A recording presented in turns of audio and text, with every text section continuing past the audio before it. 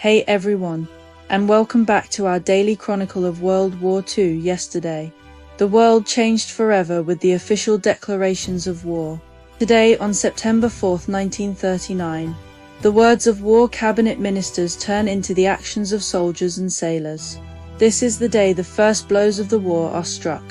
Let's get right into it. As the day began, the relentless German invasion of Poland entered its fourth day. For the brave men and women of Poland, the declarations of war by Britain and France brought a glimmer of hope. But the situation on the ground remained desperate. The German blitzkrieg, which we talked about in our first episode, was proving brutally effective. The German panzer tanks and motorized infantry were making rapid, deep incursions into Polish territory. The goal of the German military was to quickly encircle and destroy the Polish army. On this day, the German forces were closing in on key strategic positions, including a push towards the Vistula River and the capital, Warsaw. Polish forces fought with immense courage, often in outdated uniforms and with World War I-era equipment, to slow the German advance.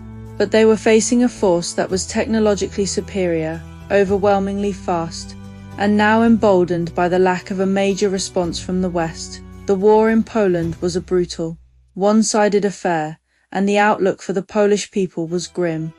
While the German advance continued, the Allies were finally taking their first direct military action. On September 4th, the British Royal Air Force RAF launched its first bomber missions against Germany. This was a moment of immense significance.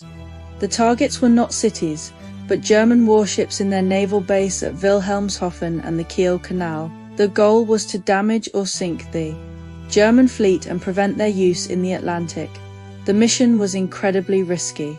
The British bombers had to fly without fighter escort, and the German anti-aircraft fire was fierce. The results were mixed. One German cruiser was slightly damaged, but the British lost several planes and aircrews. Despite the limited success, these raids marked a crucial psychological turning point. They proved that Britain was not just making empty threats and was willing to take the fight to Germany. The war, for the first time, was a two-way street. As the military action began, a critical political development was taking shape in London. Prime Minister Neville Chamberlain, now a war leader, was building his war cabinet. On September 4th, he made a pivotal appointment, bringing a figure from the political wilderness back into government, Winston Churchill. Churchill was appointed First Lord of the Admiralty, a position he had held in World War I. He was a vocal critic of Hitler and a long-time opponent of appeasement.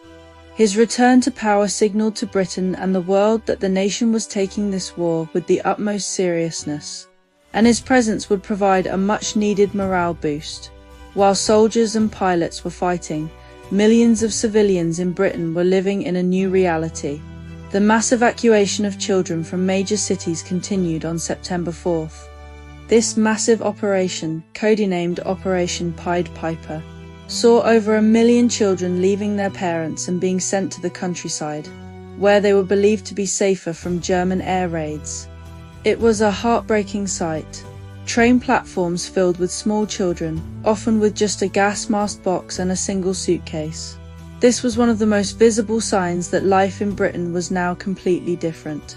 People were also now carrying their gas masks everywhere, and makeshift air raid shelters were being prepared in backyards and basements. A nation was preparing to defend itself. By the end of this day, the grim reality of the war had settled in. The initial, symbolic declarations of war were over. In their place were the sounds of real bombs falling, the first lives lost in combat, and the quiet fear of a civilian population facing an uncertain future. The war had begun not with a bang, but with a series of quiet, deadly blows. And that September 4th, 1939, the world is at war. The first shots have been fired, and the pieces are moving on the global chessboard.